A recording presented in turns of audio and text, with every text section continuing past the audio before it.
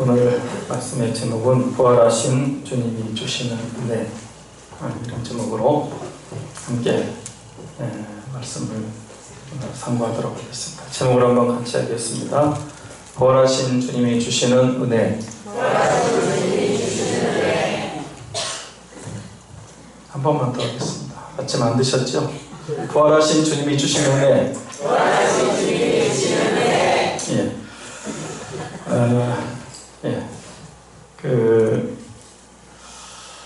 3.1절 기념 울릉도 독도 기도회에 대해서 잠깐 말씀을 드리고 본문 말씀을 전하도록 하겠습니다. 저희 노예 동부시찰회에서 올해가 3.1절 기념 100주년이라고 해서 독도 기도회를 갖자, 그래서 그렇게 추진했습니다. 화요일날 새벽에 출발했고요.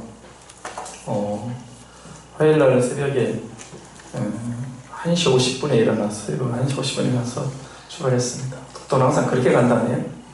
그래서 출발했어요. 이제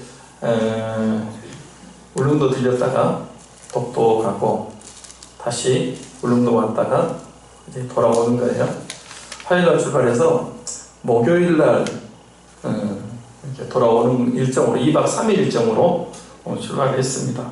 독도까지는 무사히 잘 갔습니다. 좀 이따 독도 사진을 한번 보여드릴게요.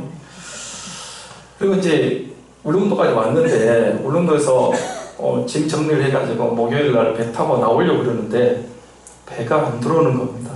풍랑주의보가 발효가 돼가지고 배가 어디서도 강릉, 묵호, 포항에서 배가 한 대도 안 오는 거예요. 그래서 이틀 동안 붙잡혀 있었습니다. 울릉도에서 못 오고 배가 와야죠. 그래서 어떤 분은 열흘 동안도 못 나오고 울릉도에서 발이 묶여서 있는 분도 있는데 그분은 빨리 나온 거예요. 토요일 날인데 토요일 날도 반반이 5대5래요. 배가 들어올 수 있는 확률이. 어떤 분은 또 토요일날도 안 들어온대요. 주일날 배가 뜬대요. 그럼 주일날 나온다는 거거든요. 그러면 제가 울릉도에서 주일을 맞이해야 돼요. 그럼 이제 목요일은 못 오고 거기서 그냥 예배 드리고, 여기는 또 이제 다른 분이 이렇게 예배드리도록 하겠죠. 그런데 다행히 토요일날 배가 와가지고 파도를 뚫고 왔습니다. 어떻게 파도가 센지요. 한 4m 정도 되는 것 같아요. 배가 막 이렇게 1000명 타는 배인데 롤링이 굉장히 심해서 멀미도 하고 그랬습니다. 하여튼 이번에 독도 기도회 한다고 하는데 날씨를 알고 가야지, 안 그러면 거기서 주일날 못 나올 수 있겠다, 그런 생각을 하게 됐습니다. 하여튼 우리 독도 갔으니까 그 독도 사진 좀 잠깐, 항상 동해물과 백두산이 그거만 하다가 우리 지금 한번, 근데 독도 가서요 상륙 못한 사람들이 많대요. 그냥 가지도 못하고요, 배 바람이 불면 또 갔다가 빙 돌고 온대요. 그래 몇 번 가가지고 한번 올라가기도 힘드는데 우리는 가자마자 올라갔어요. 하나님 은혜인 것 같아요. 그래서 사진 한번 보도록 하겠습니다. 사진 한번 올려주세요. 저기가 이제 독도에 입도해가지고 신라 이사부 장관이 독도를 이렇게 점령을 했대요. 우리 땅이 된 거죠. 우리 땅이 됐는데 자꾸 일본이 우기잖아요. 자기네 땅이라고. 그래서 저기 가서 이사불길, 그리고 이제 저하고 저희 사모하고 같이 가서 찍은 사진입니다. 한번 앉아봤어요. 저기 이제 대한민국 태극기가 힘차게 휘날리고 있습니다. 세 번째 사진. 같은 이제 장소인데 조금 배경만 바꿔가지고 찍었습니다.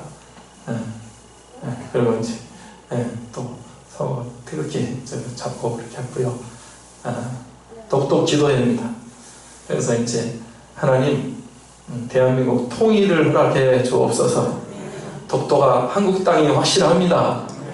하나님이 함께 해달라고 저 배를 배경으로 해가지고 우리 목사님, 사모님들이 저기서 다른 분은 또 저쪽에 갔었고 하여튼 여기서 기도 이렇게 하고 무사히 잘 돌아왔습니다. 감사하고요. 사진은 이렇게 뭐 더 많이 찍었지만 5장만 이렇게 했습니다.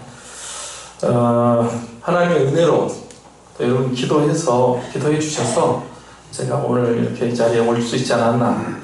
안 그러면 지금 거기서는 항상 1시 20분경에 배가 출발합니다. 그러면 지금 이 시간에 그 배 선창이나 예배당에서 예배를 드리고 있을 그 시간인 것 같아요. 그런데 겨우 거기서 나와가지고 어제 밤 늦게 이렇게 도착을 했습니다. 너무너무 감사하고 하여튼 우리 대한민국이 하나님의 은혜로 통일이 돼서 정말 남북이 하나 될 수 있는 그런 은혜가 있었으면 좋겠습니다. 자, 이제 본문 말씀 잠깐 말씀을 전하겠습니다. 부활하신 주님이 주시는 은혜, 예수님의 부활은 확실한 역사적인 사실인 줄을 믿습니다. 예수님 부활의 첫 열매이십니다. 우리는 지금 부활의 생명으로 살고 있습니다. 그래서 예수님의 부활 생명이 내 안에 들어왔어요. 아멘. 예수님과 연합이잖아요. 연합. 내가 주님 안에, 주님이 내 안에. 예수님의 부활 생명이 내 안에 들어와 있습니다. 나도 죽음을 이겼습니다. 우리 인간의 제일 큰 문제가 죽음이지 않습니까?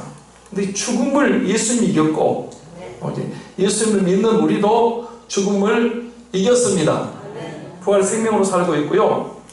만약에 저와 여러분이 살아있을 때 예수님이 재림하신다면 우리 몸이 변화체로 부활의 몸으로 우리 몸이 순식간에 바꿔지게 될 것입니다. 만약에 주님의 재림이 좀 늦어져서 우리가 이 세상을 떠난다면 이제 장례를 하겠죠.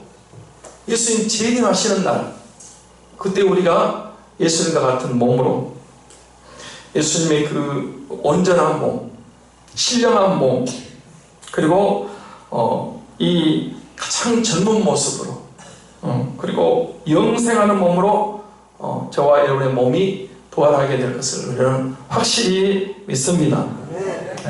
그래서 이 부활은요, 우리 기독교만 있는 독특한 나는 부활이요 생명이니 나를 믿는 자는 죽어도 살겠고 무릇 살아서 나를 믿는 자는 영원히 죽지 아니하리니 이것을 네가 믿느냐?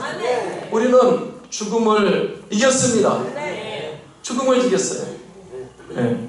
그래서 이 부활하신 주님을 믿으면 너무 큰 확신과 소망이 우리에게 있는 것입니다. 오늘 부활하신 예수님께서 4가지 은혜를 주셨어요. 몇 가지 은혜요? 4가지 은혜를 주셨어요. 첫째는 평강의 은혜를 주셨습니다. 같이 하겠습니다. 평강의 은혜. 19절 말씀을 보겠습니다. 19절 같이 읽겠습니다. 시작. 이날 곧 안식 후 첫날 저녁 때에 제자들이 유대인들을 두려워하여 모인 곳에 문들을 닫았더니 예수께서 오사 가운데 서서 이르시되 너희에게 평강이 있을지어다. 보세요. 이날은 주님이 부활하신 그 2000년 전 그 부활하신 날 그날을 말해요. 그날 안식 후 첫날 부활절이죠. 부활하신 날이죠. 저녁 때 제자들이 유대인들을 두려워해서 문들을 닫았어요. 문들을 닫고 있는데 예수님께서 문도 안 열었는데 그냥 가운데 들어오셨어요. 시간 공간을 초월하죠. 그래서 가운데 들어오셔서 그 벌벌 떨고 있는 제자들이 너희에게 평강이 있을지어다. 이렇게. 지금 제자들은 뭐하고 있다고요? 두려워하고 있어요. 벌벌 떨고 있어요. 예수님은 그들에게 너희에게 평강이 있을지어다. 평강의 은혜를 베풀어 줬어요. 21절도 보겠습니다. 같이 볼까요? 시작. 예수께서 또 이르시되 너희에게 평강이 있을지어다. 예수님이 또 한 번 너희에게 뭐가 있을지어다? 평강이 있을지어다. 불안에 지금 떨고 있는데 너희에게 평강이 있을지어다. 두 번 하셨어요. 다음 26절도 보겠습니다. 26절 같이 볼까요? 시작.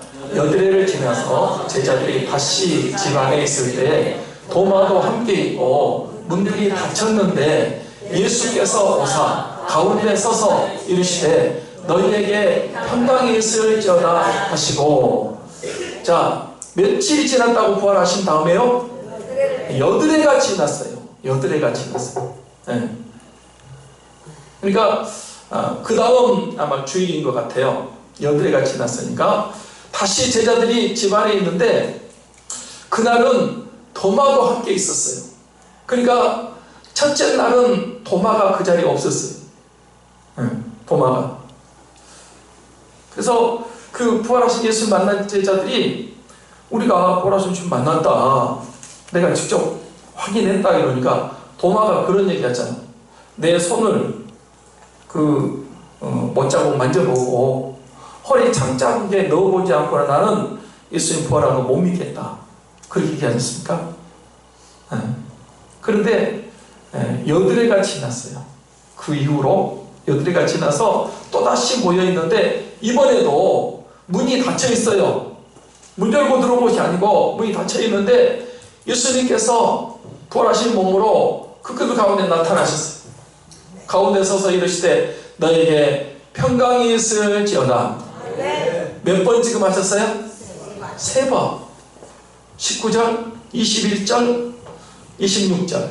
요한복음에만 3번이고요. 그 다음에 마태복음, 또 마가복음, 누가복음에도 보면 예수님이 나타나셔서 제일 먼저 하신 말씀이 너희에게 평강이 있을지어다.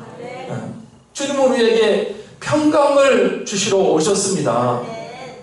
그 우리가에게 이 평강이 얼마나 중요하냐면요. 저 좀 보세요.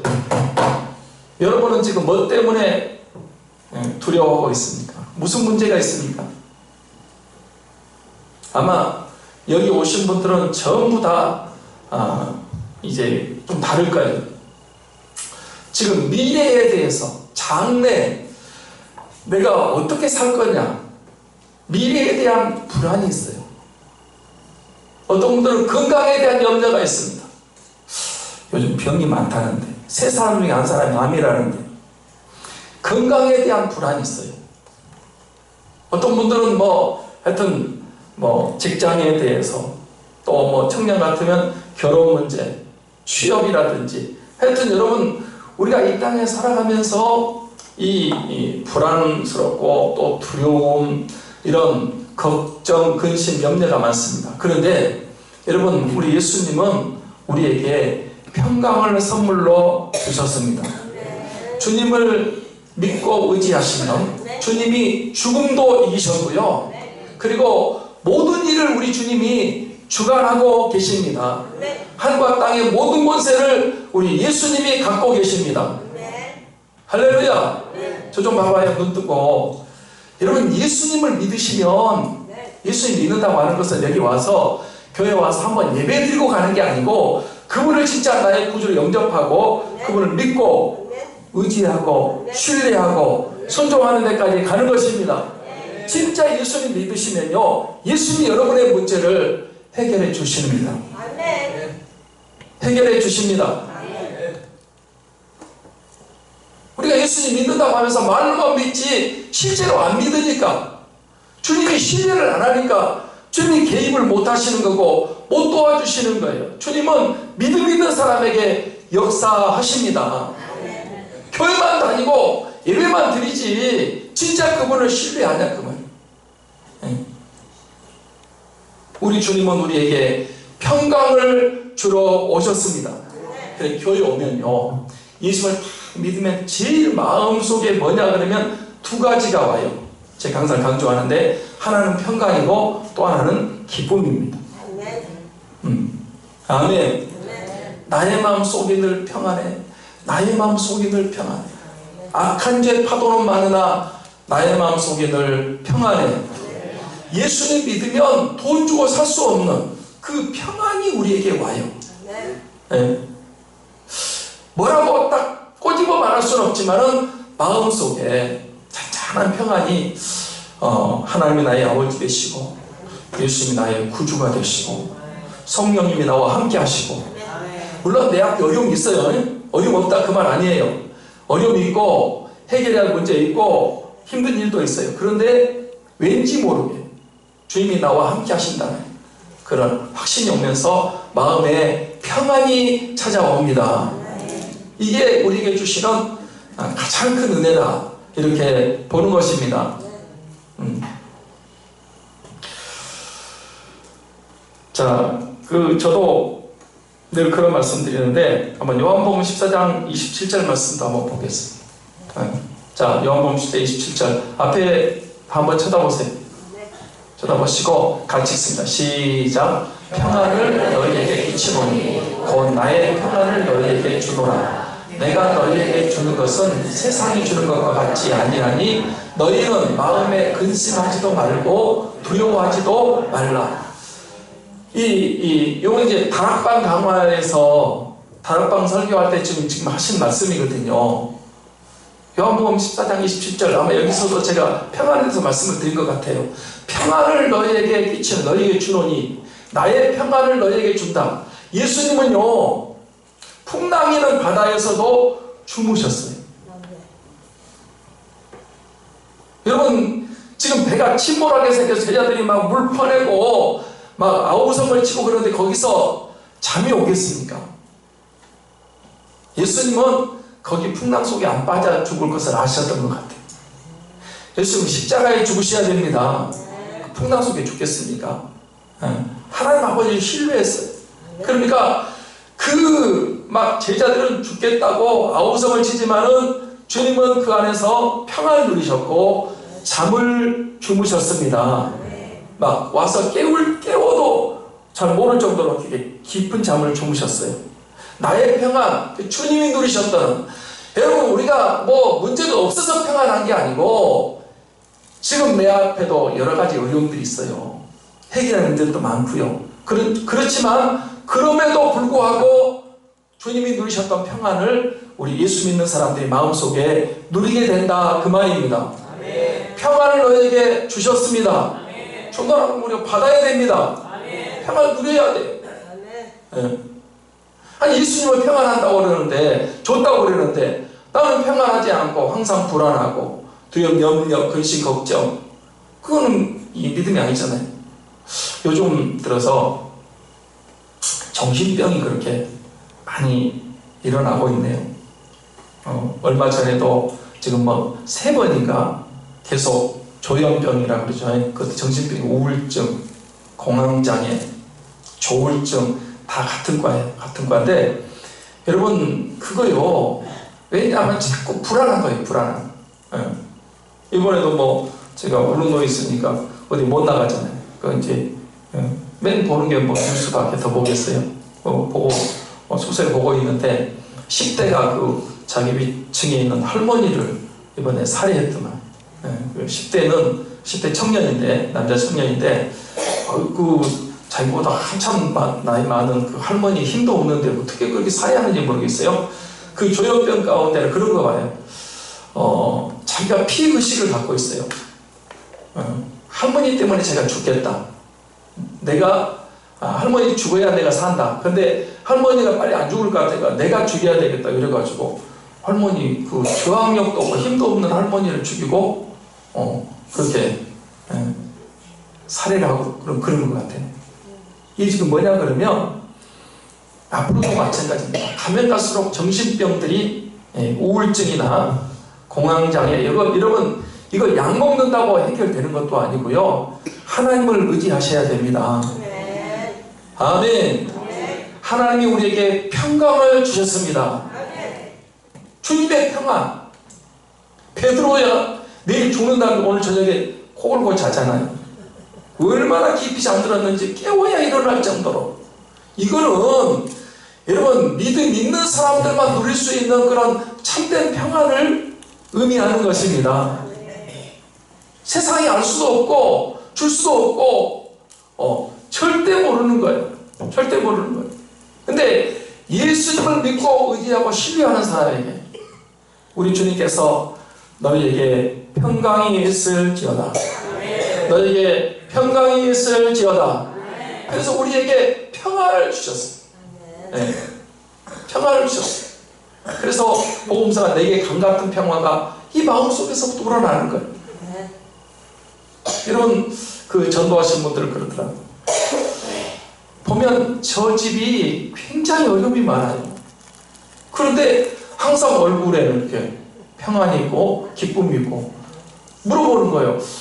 당신 집 보니까 문제가 참 많은데 어떻게 그렇게 평안하고 얼굴이 그 기쁨이 있고 그러냐.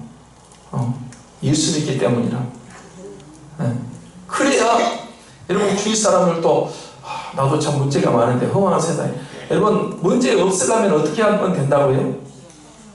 공동묘지 가면은 문제가 전혀 없어요. 살아있으면 문제가 있어요. 그런데 놀라운 것은 그 문제가 있지만은 주님이 부활하신 주님이 나와 함께 하시기 때문에 그 문제를 해결해 나가는 것입니다. 이게 체험이고 이것이 은혜입니다. 아무 문제가 없기 때문에 평안한 게 아니에요. 문제가 있어요. 이거 봐요. 100명이 다 문제가 있고요. 1000명이 문제. 목사님, 내 형편 몰라서 그래. 예, 저 몰라요. 여러분 형편 대충은 알지만 잘 몰라요. 그런데 주님은 여러분 형편 저보다도 훨씬 잘 알고 있습니다. 그분이 해결할 수가 있습니다. 신뢰하는 거예요. 신뢰하는 거예요. 맡기는 거예요. 뭐 믿음 생활한다면서 수고하고 무거운 짐을 다 내게로 내가 너희를 쉬게 하리라고 그러는 게 수고하고 무거운 짐을 가지고 나와서 주님께 맡겨야 될 거 아니에요. 그만 다니지 안 맡긴다니까. 자기 문제 목사님 모른다고 그러고 저는 모른다니까요. 주님은 아세요. 주님은 아십니다. 해결할 수 있는 힘이 주님께 능력이 있습니다. 주님이 우리에게 평안을 주셨잖아요. 오늘 여러분 오셔서 부활하신 주님이 주신 이 평안을 다 여러분 평안의 은혜를 다 받아가시기를 바랍니다. 평안을 누리며 사시기를 바랍니다. 앞으로도 세상은 복잡해요. 계속해서 사건 사고는 많고요. 힘든 일, 경제적인 어려움 있죠. 봐요. 경제적인 어려움도요. 주님이 다 해결해 주십니다. 도와주십니다. 경제 문제 해결해요. 오늘은 이제 어제 와서 제가 잠깐 자고 일어나서 이제 새벽기도 했잖아요. 새벽기도 하고 그 핍박 가운데 이길 수 있는 길은 기도밖에 없다. 기도에 대해서 얘기하고 그 다음에 이제 또 창세기 말씀 읽었어요. 창세기 말씀 읽는데 여러분 이 아브라함이 애굽에 내려갔는데요. 흉년 만나가지고 흉년 이 예수 믿고 나면 경제 문제 첫 번째 꼭 따라옵니다. 물질 문제 반드시 돈 문제가 따라와요. 그런데 여러분 애굽에 내려갔는데요. 하나님이 애굽에서 이 아브라함에게 채워주셨고요. 하나님이 그 풍성하게 살게 만들어 주셨습니다. 이걸 보면서도 제가 아침에도 그걸 읽으면서 그래 사람이 다 먹고 사는 문제가 힘든 문제인데 이것도 다 해결할 수 있겠다. 여러분 하나님이 우리가 공중에 새도 먹이고 들에 백합도 입히는데 하물며 너희일까 보냐. 여러분 우리 하나님 형상으로 지원받고 예수 믿고 구원받는 사람들 굶어 죽도록 하나님 내버려 두시겠습니까? 그렇지 않습니다. 경제 문제도 주님이 해결해 주십니다. 건강 문제도 해결해 주시고요. 아픈 사람은 주님의 능력으로 고쳐버리시기 바랍니다. 미리미리 그리고 대비해가지고 여러분 그렇게 건강 때문에 항상 불안하고 두려워 그렇게 안 살아도 돼요. 그래서 오늘 부활하신 주님이 주시는 모든 문제를 해결하신 예수님이 우리에게 평강의 은혜를 주셨습니다. 여러분 이런 예수 믿으면서도 자꾸 자꾸 불안하고 두려워, 염려, 근심, 걱정에 헤어나지 못하는 것은 우리가 진짜 신뢰하지 않기 때문에, 믿음이 없기 때문에, 진짜 주님을 의지하지 않기 때문에 지금 그러는 거예요. 진짜 예수 그리스도를 구주로 딱 영접하고, 나는 이제 주님이 나의 주님이신, 나의 왕이신, 나의 주인이십니다. 내가 주님께 100% 맡깁니다. 다 맡겨버려요. 그러면 여러분 마음속에 평안이 임하고 주님이 다 해결해 주십니다. 두 번째, 파송의 은혜입니다. 한번 같이 하겠습니다. 파송의 은혜. 21절 말씀을 다시 보겠습니다. 같이 볼까요? 시작. 예수께서 또 이르시되 너희에게 평강이 있을지어다 하시고 아버지께서 나를 보내신 것 같이 나도 너희를 보내노라. 자, 아버지께서 나를 보내신 것 같이, 예수님이 누가 보내서 왔다는 거예요? 누가? 아버지가, 하나님 아버지가 예수님이 땅에 보내서 왔다는 거예요. 물론 예수님 쪽에서는 자발적으로 자원해서, 그게 이제 빌립보서 2장에 보면 하나님과 동등하신 분이세요.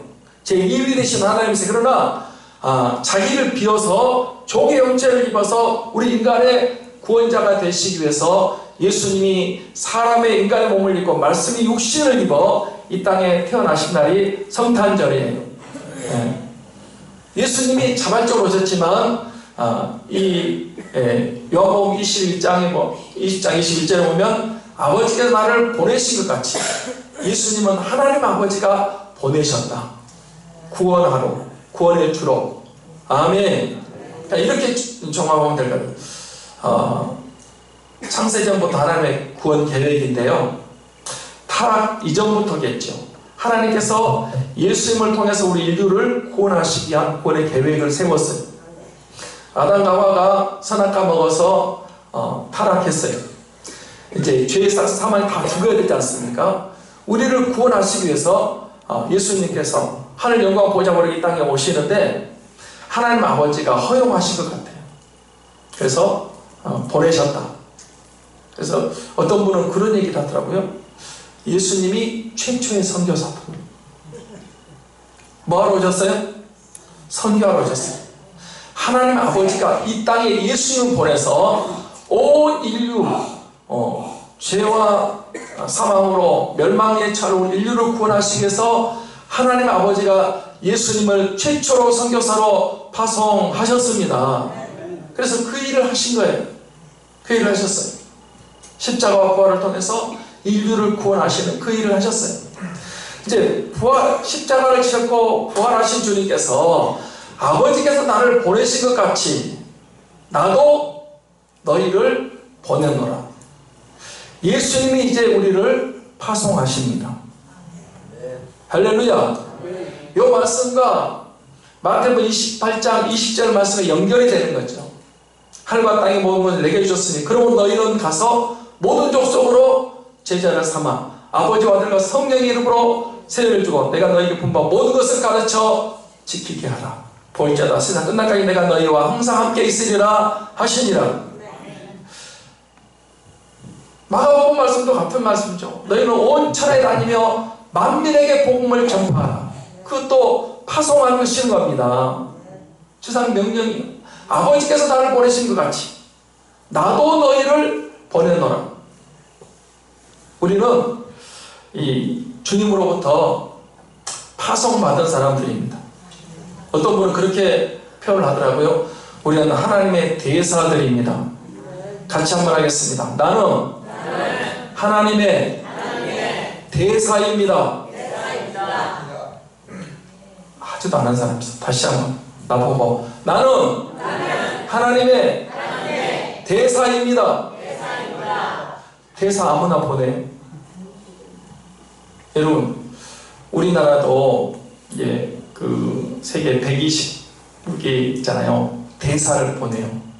중국도 보내고 미국도 보내고 이렇게 대사. 그 사람은요 절대 그 나라에서요 함부로 할 수 없어요. 왜요? 대한민국을 대표하는 사람. 대사. 막강한 권세가 있어요.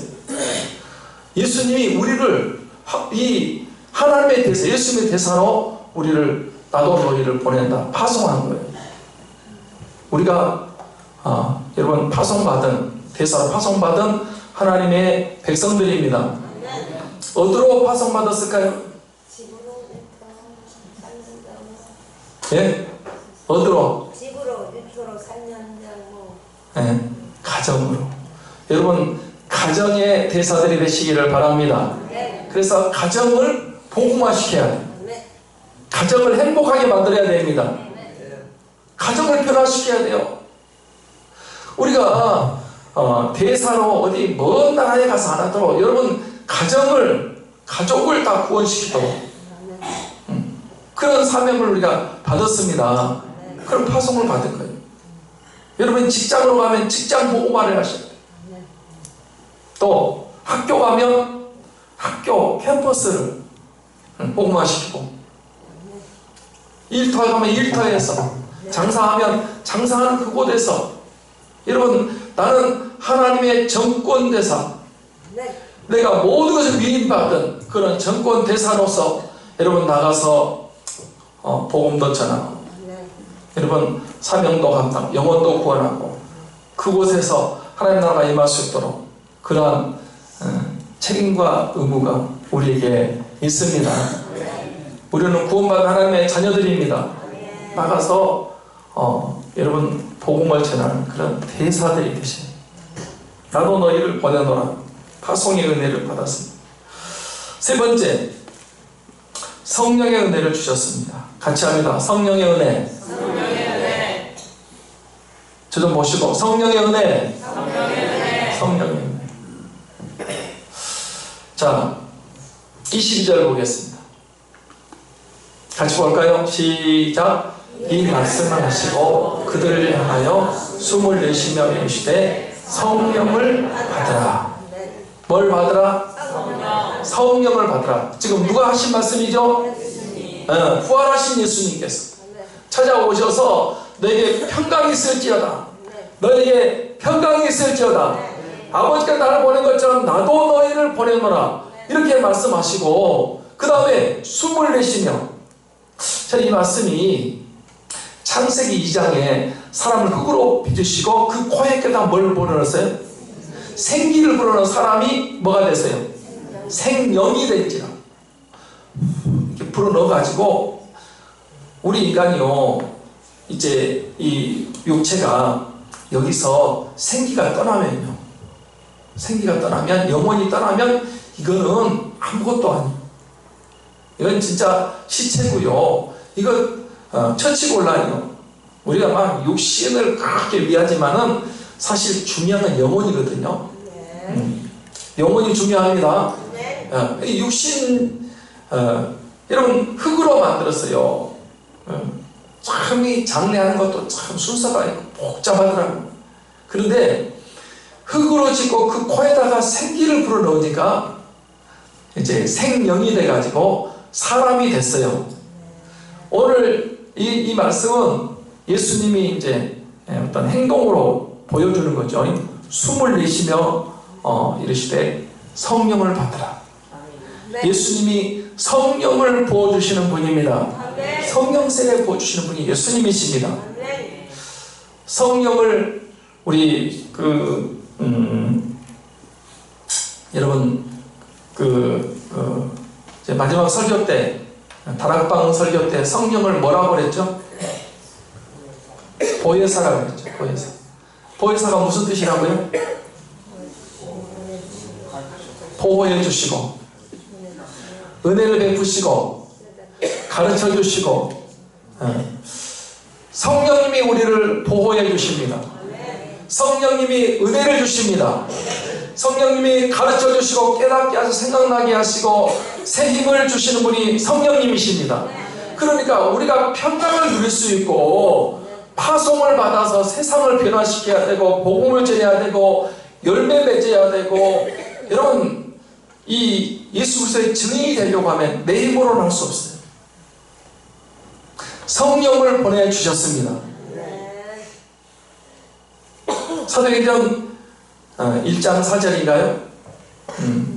그거 보면 이제 예루살렘 떠나지 말라고 했습니다. 요한은 물러서 너희 맨날 못돼요 성령으로 세례를 받으리라. 그러니까 이렇게 보시면 돼요. 부으시면서 성령을 받으라고 말씀하셨고 그 성령 받기 위해서는 모여서 기도하라. 그래서 열흘 동안 기도했어요. 오순절날 약속하신 성령 세례가 마가다락방에 임했습니다. 그러니까 교회가 부흥되고요. 그렇게 연약하던 사람들이 담대해진 사람들이 됐고 모난 사람이 능력 있는 사람들이 됐고 여러분 그렇게 여러분 복음을 전하는 사람이 됐습니다. 지금은 은혜 시대, 성령 시대입니다. 성령 다 받아야 됩니다. 사모하면 다 받을 수 있습니다. 기도하고 여러분 말씀 사모하시고 성령 다 받을 수 있어요. 그래서 여러분 성령 받으면요 정말 능력 있는 삶을 살아갈 수가 있습니다. 복음도 증거하고 열매 맺는 삶도 살고 여러분 승리하는 삶 내 힘으로는 불가능해요. 성령이 우리 안에 거하십니다. 성령이 오셨네. 성령이 내 주에 보내신 성령이 오셨네. 여러분 지금 이 시대에 성령을 부어주셔서 우리가 믿음 생활 잘할 수 있도록 만들어 주십니다. 숨을 이렇게 들이마시듯이 성령 세례를 사모하시고 성령 세례를 다 받으시기 바랍니다. 그래야 신앙생활을 여러분 성령의 은혜로 할 수 있어요. 성령의 은혜 다 받으시기를 축원합니다. 자, 그 다음에 네 번째 죄사함의 은혜입니다. 같이 합니다. 죄사함의 은혜. 23절 말씀 읽겠습니다. 같이 볼까요? 시작. 너희가 누구의 죄든지 사하면 사하여질 것이요 누구의 죄든지 그대로 두면 그대로 있으리라 하시니라. 자, 이걸 이제 조금 오해할 수 있는 것 같은데요. 우리가 뭐 다른 사람의 죄를 사해 줄 수 있느냐? 어떻게 생각하세요?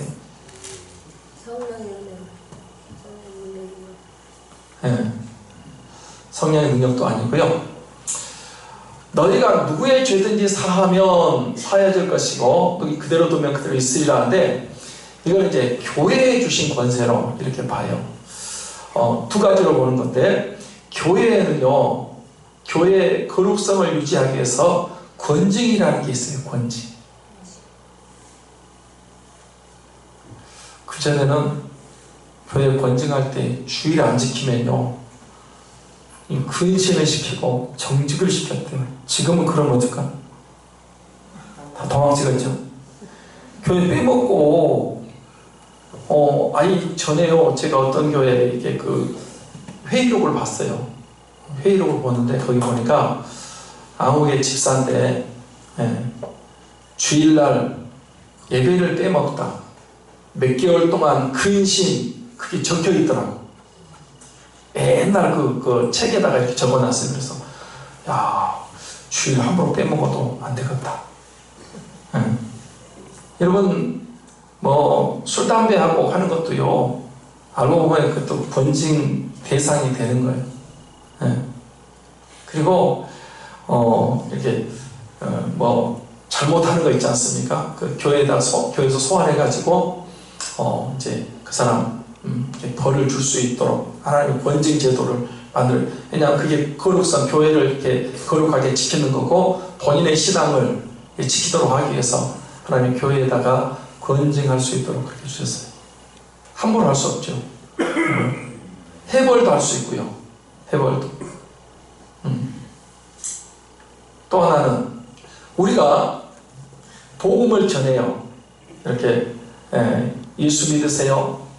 예수 믿으면 죄사함 받고 구원받고 천국 갑니다. 그 사람이 만약에 우리 전도를 받고 예수 그리스도를 구주로 영접하면 그 사람의 죄가 어떻게 될까요?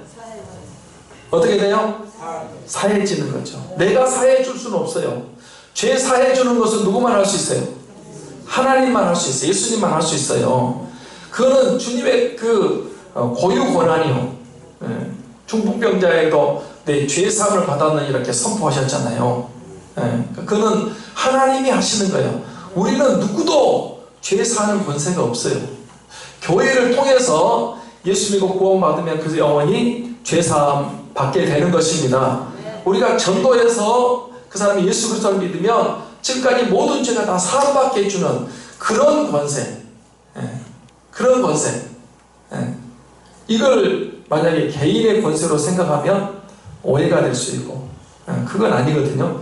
그래서 여러분, 우리가 교회를 통해서 복음을 전하고, 우리가 개인적으로 복음을 전해서 그 영혼이 예수님을 믿으면, 회개하고 예수님을 믿으면 그 영혼이 죄가 사해지는 이런 권세가 임하게 된다.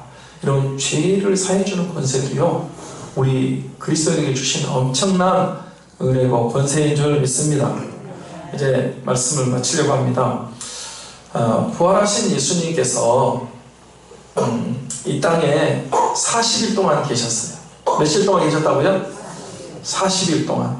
그리고 열흘 만에 성령 강림이 이루어졌는데요. 부활하시고 바로 성찬하지 아니하시고, 물론 부활절날 새벽에 부활하셨어요. 그날 막달라 마리아도 만나주셨고, 제자들도 만나주시고, 엠마오 두지에도 만나주셨어요. 그리고 40일 동안 계시면서 여러 차례 만나주셨어요. 그날 저녁 때 10명의 제자들, 도마를 뺀 10명의 제자들 모여있을 때 오셔서 4가지 은혜를 베푸셨어요. 4가지 은혜. 그 4가지 은혜가, 첫 번째는 평강, 두 번째는 파송, 세 번째가 성령, 네 번째가 죄사함. 이런 4가지 이런 은혜를 그 제자들에게, 지금은 오늘 저와 여러분에게 이 4가지 은혜를 부어주셨습니다.